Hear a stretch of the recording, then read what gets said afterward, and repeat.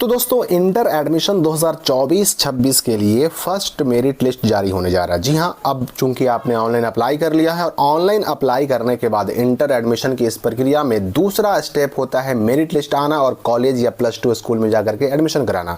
तो ये प्रथम स्टेप जो था कि ऑनलाइन अप्लाई करना, जो बच्चे ऑनलाइन अप्लाई करते हैं केवल उन्हीं का 11th में एडमिशन हो पाता है, वो आपने पूरा कर लिया। अब 11th में जब ये लास्ट डेट फाइनली खत्म हो जाता है तो उसके बाद जारी होता है फर्स्ट मेरिट लिस्ट और उसी के साथ जारी होता है इंटीमेशन लेटर, यूं कह सकते हैं आपकी एडमिशन लेटर जारी होता है।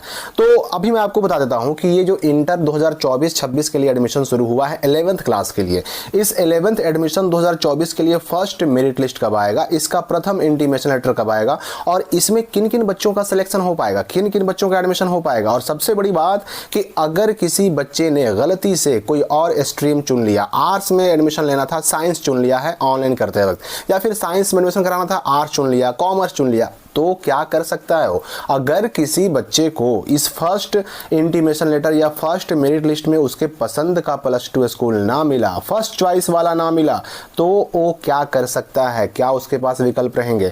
अच्छा, कौन कौन से डॉक्यूमेंट लगेंगे और क्या ऐसी गलती होती है जिसकी वजह से एडमिशन बिल्कुल रद्द हो जाता है, कैंसिल हो जाता है, ये सारी बातें क्लियर होंगी। और सबसे इंपॉर्टेंट कि ये फर्स्ट मेरिट लिस्ट आएगा कब, तो मैं आपको पहले बता दूं कि देखिए पिछले साल जो इंटर एडमिशन के लिए ऑनलाइन हुआ था, तो ऑनलाइन अप्लाई करने का डेट मोस्टली जो है बिहार बोर्ड 3 बार बढ़ाता है, एक बार नहीं, 2 बार नहीं, बल्कि 3 बार। तो एक बार डेट तो इस साल आ चुका है, दूसरा बार डेट बढ़ा करके उसको कर दिया गया है कितना तक, तो 26 अप्रैल तक कर दिया गया है। एक बार और डेट बढ़ने की संभावना है। पिछली बार क्या हुआ था कि 17 जून 2023 तक लास्ट अप्लाई हुआ था इंटर एडमिशन के लिए, 11th एडमिशन के लिए, और 17 तारीख को जो फाइनली डेट खत्म हुआ ना अप्लाई करने का, उसके 10 दिनों के बाद 27 जून को ये फर्स्ट मेरिट लिस्ट जारी कर दिया गया था। और जैसे ही फर्स्ट मेरिट लिस्ट जारी होता है उसके साथ जारी होता है एक डेट कि भाई आपको किस डेट से किस डेट के अंदर अपने सिलेक्टेड या फिर जो अलॉट किया गया, जो आपको +2 स्कूल मिला, उसमें जा करके एडमिशन कराना होगा।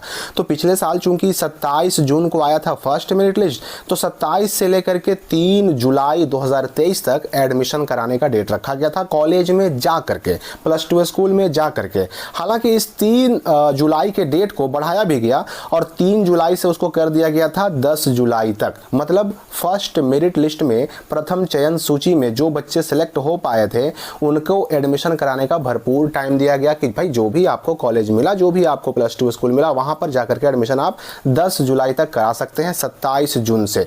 यहां पर हमने क्या देखा कि 10 दिन का समय लग रहा है कि जिस दिन लास्ट फाइनली खत्म हो गया ऑनलाइन करने का डेट, उसके 10 दिनों बाद मेरिट लिस्ट जारी हो गया। इस साल बिहार बोर्ड ने पहले ही इसका डेट शीट एक जारी कर दिया था, आपको मैंने पहले भी दिखाया था। इसमें जो है ना मैट्रिक का रिजल्ट आने का डेट 10 अप्रैल तक कहा गया था, हालांकि उससे पहले ही आ गया। और OFSS पोर्टल खोलने का डेट इसमें 11 अप्रैल कहा गया था, 11 अप्रैल को खुल भी गया। और यहाँ पर OFSS पोर्टल को ऑनलाइन करने के लिए बंद करने की बात कही गई कि 25 अप्रैल को बंद हो जाएगा, जो कि हम जान रहे हैं कि 26 अप्रैल फिलहाल लास्ट डेट है, हालांकि ये थोड़ा बहुत और बढ़ सकता है। यहीं पर देखिए फर्स्ट मेरिट लिस्ट जारी करने का डेट भी दिया हुआ है 8 मई 2024 तक। तो देखिए 8 मई, ये बहुत ज़्यादा चांसेज हैं कि इस डेट तक फर्स्ट मेरिट लिस्ट आ जाए। अच्छा, ये फर्स्ट मेरिट लिस्ट जब भी आए, इसको तो आना ही आना है, लेकिन उसमें ध्यान क्या देना होगा उस पर विशेष आपको अभी गौर कर लेना है, क्योंकि देखिए उसमें बच्चे थोड़ी बहुत जो चूक करते हैं ना, उनकी वजह से उनका 1 साल बर्बाद हो जाता है। यहाँ पर देखिए 2-3 पॉइंट ऐसे हैं जिन पर आपको विशेष ध्यान देना है। आपको जो +2 स्कूल मिलेगा वो आपके +2 स्कूलों में जो सीट उपलब्ध है उसके हिसाब से, आपने जो अपने फैकल्टी और अपने +2 स्कूलों का विकल्प भी भरा है उसके हिसाब से, आपका 10th में या मैट्रिक में क्या परसेंटेज है उसके हिसाब से, और आप किस कैटेगरी के आते हैं, किस रिजर्वेशन कैटेगरी में आते हैं, उसके हिसाब से आपको +2 स्कूल अलॉट किए जाते हैं। अब यहाँ पर एक चीज़ और समझ लीजिए कि आपको जो भी +2 स्कूल अलॉट किया जाएगा उसमें आपको हर हाल में एडमिशन कराना होगा। अगर आप एडमिशन नहीं कराते हैं ना, तो वर्तमान सत्र से आपका नाम OFSS सिस्टम से हटा दिया जाएगा और आगे जो भी सूची सेकंड या या थर्ड मेरिट लिस्ट आएगा ना, उसमें आपका नाम नहीं आएगा।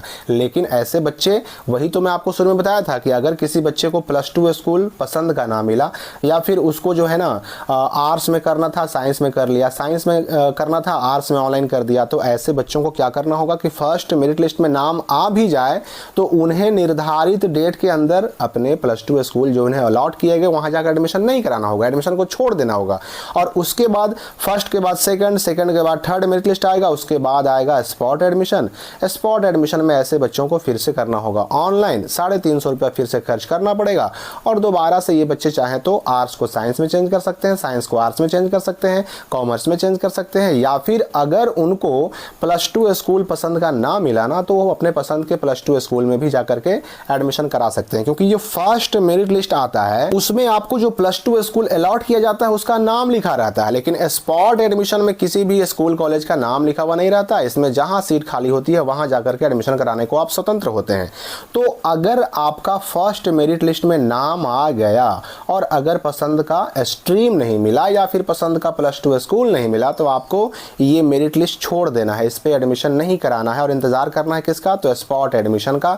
स्पॉट एडमिशन में दोबारा से आपको ऑनलाइन करना पड़ेगा, दोबारा से आपको 350 पेड करने पड़ेंगे और उसके बाद जिस +2 स्कूल में सीट खाली रहेगी वहां जाकर के आप सिंपली एडमिशन करा सकते हैं। आर्ट्स में चाहे तो आर्ट्स में, साइंस में चाहे तो साइंस में, कॉमर्स में चाहे तो कॉमर्स में 11th में एडमिशन करा सकते हैं।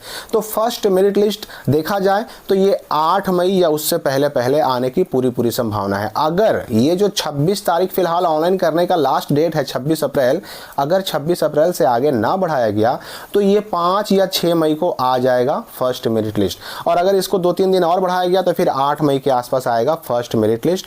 और फर्स्ट मेरिट लिस्ट जैसे ही आएगा मैं आपको इंटीमेशन लेटर कैसे डाउनलोड करना है वो भी आपको लाइव बताऊंगा कि कैसे इंटीमेशन लेटर डाउनलोड करना है, क्या क्या डॉक्यूमेंट लगाने हैं। और डॉक्यूमेंट की सूची देखिए यहाँ पर भी दिया गया है कि आपको कॉलेज में जाकर के फर्स्ट मेरिट लिस्ट में नाम आने के बाद कॉलेज में जाकर के क्या क्या जमा करना पड़ेगा। देखिए यहाँ पर सभी मूल अभिलेख, जैसे 10वीं परीक्षा का अंक पत्र, अगर उस वक्त तक मान लेते हैं कि आपका मैट्रिक का मार्कशीट नहीं आया तो कोई दिक्कत नहीं है, आप इंटरनेट वाला लगा सकते हैं। उत्तीर्णता प्रमाण पत्र, अगर मान लेते हैं कि नेट वाला ही आपके पास है और ओरिजिनल नहीं आ पाया तो वही तो सेम आपको इंटरनेट वाला ही लगा देना है।